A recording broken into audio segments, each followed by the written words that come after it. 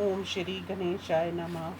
श्री शिव महापुराणे षष्ठाचाम कैलाश संहिता अथ त्रयोविंशो अध्याय। हिंदी अनुवाद। कार्तिकेय जी ने कहा, 12वें दिन प्रातःकाल उठकर स्नान संध्या आदि करके शिव भक्त साधु तथा ब्राह्मणों को निमंत्रण देकर स्नान किए हुए उन पवित्र ब्राह्मणों को दोपहर को बुलाएं तथा उन्हें विविध प्रकार के स्वादु अन्नों से भक्तिपूर्वक भोजन कराएं। शिव जी के समीप बैठकर पंचावरण विधि से नियम पूर्वक प्राणायाम करके उनकी पूजा करें। फिर महासंकल्प की विधि से संकल्प करके उनसे कहें, आप हमारे गुरु हैं, मैं आपकी पूजा करता हूँ। ऐसा कहकर कुशों का स्पर्श करें। गुरु के पैर धोकर कर्ता स्वयं आचमन करें। उन भस्म भूषित ब्राह्मणों को पूर्व की ओर मुख करके आसन पर बैठाएं। उन 8 ब्राह्मणों का शिव महेश्वर आदि नामों से ध्यान करें।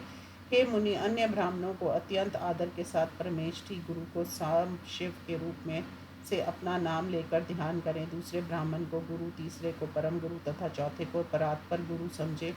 इदन आसनम कहकर उन्हें आसन दे। ओम सदा शिव मवाहयामी नमः कहकर अपना नाम भी कहें। अवाहयामी नमः इस प्रकार अर्घ के जल से आवाहन कर पाद्य आचमन अर्ध वस्त्र गंध अक्षत चढ़ाए। प्रणव आदि 8 नामों से सुगंधित फूलों को चढ़ाएं और चतुर्यंत शब्द के साथ नमो का प्रयोग करें। धूप दीप देकर संपूर्ण पूजन कर लिया है, कार्य संपूर्ण हो ऐसा कहकर उठकर प्रणाम करें। केले के पत्तों को पानी से धोकर बिछा दें। उन पर शुद्ध अन्न, खीर, पुए, दाल तथा अनेक प्रकार के व्यंजन परोसकर केला, नारियल, गुड़ भी दें। भोजन पात्रों के नीचे क्रम से कुछ बिछा दें। सब पर जल छिड़क कर विष्णु होम रक्षसव कहता हुआ हाथ के अन्न का स्पर्श कराकर उठें। जल देकर उन ब्राह्मणों की प्रार्थना करें कि आप सदा शिव रूप हैं, प्रसन्न होकर मुझे वर दे। ये देवा इस मंत्र का जप करके भूमि पर अक्षत गिराएं। फिर उठकर उन्हें नमस्कार करें और सर्वत्र अमृत मस्तु, ये सब अमृत हो ऐसा कहें। ब्राह्मणों को प्रसन्न कर गन्ना नांतवा यहाँ से लेकर रुद्र चमकाध्याय या रुद्र सूक्त के 5 मंत्रों तक पढ़े। फिर ब्राह्मण भोजन कराएं। उसके बाद उनके हाथ मुख चरण दुलाकर वेद मंत्रों का उच्चारण करते हुए उनके हाथ में अक्षत दें। उन्हें आचमन करा कर सुखद आसनों पर बैठाएं।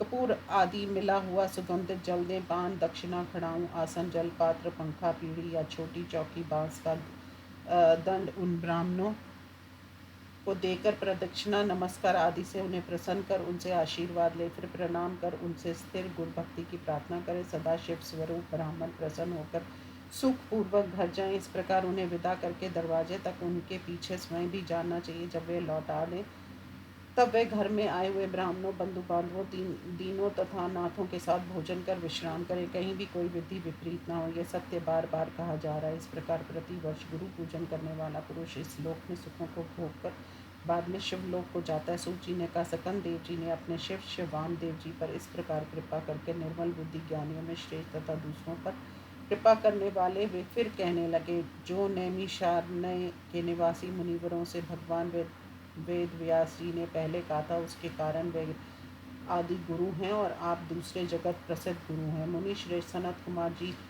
इस उपदेश को आपके मुख से सुनकर शिव भक्त हुए। उन्होंने इसे व्यास जी से कहा। उन्होंने शिव भक्त शुकदेव जी से कहा, हे मुनिवर, इनमें एक एक के 4 शिष्य वेदायन तत्पर तथा शिव धर्म की स्थापना करने वाले हुए।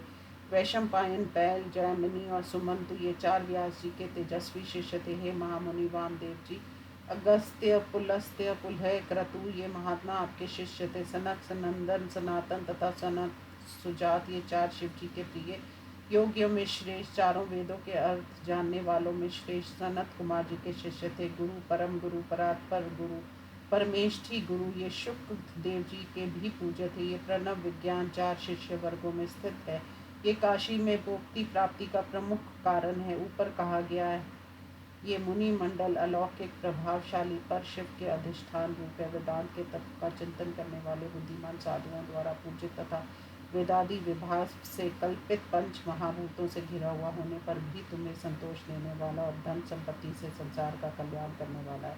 शिव जी द्वारा कहा गया यह परम रहस्य वेदांत के सिद्धांतों से सम्मानित है। मुनि, यद्यपि आपने इसे मुझसे सुना है, किंतु विद्वान इसे वामदेव का मत कहेंगे। इसलिए इस मार्ग पर चलने वाला शिव ध्यान परायण साधु शिवो हंसी कहता हुआ शिव रूप हो जाता है। ब्रह्मा विष्णु आदि का भजन भी मुक्तिदायक होता है। ये वैसा ही है जैसे सभी नदियां अंत में समुद्र में मिल जाती है। सूत जी ने कहा, सकन जी, इस प्रकार वामदेव जी का उपदेश देकर सभी देवताओं द्वारा पूजित अपने माता पिता के चरणों का स्मरण कर दिव्य ज्ञान को देने वाले गुरु कार्तिक जी अनेक शिखरों से घिरे हुए सुशोभित तथा आश्चर्यकारी कैलाश शिखर को चले गए। वामदेव जी भी अपने शिष्यों के साथ मयूर वाहन पर आरूढ़ कार्तिकेय जी को प्रणाम कर परम अद्भुत कैलाश पर्वत पर चले गए। कैलाश शिखर में शिव जी के समीप पहुंचकर कार्तिकेय मुनि ने माया विनाशक तथा मोक्षप्रद शिव शिवा के चरणों के दर्शन किए। भक्ति से अपने शरीर की सुध बुध खोकर अपने शरीर को उनको अर्पित कर मुनि शिव शिवा के चरणों पर गिर गए।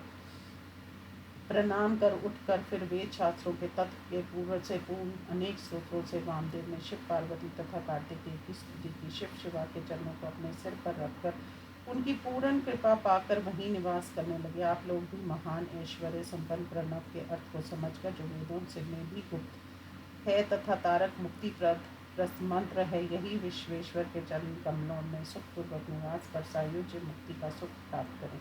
मैं गुरु चरणों की सेवा करने के लिए बद्रिकाश्रम में जाऊंगा। हे मुनीश्वर, फिर आप लोगों के साथ मेरा वार्तालाप हो। इस प्रकार शिव महापुराण में द्वादशाकृत्य वर्णन तथा व्यासादिवर्ग कथन नामक 23वां अध्याय समाप्त। ओम नमः शिवाय। छठी कैलाश संहिता समाप्त। ओम नमः शिवाय।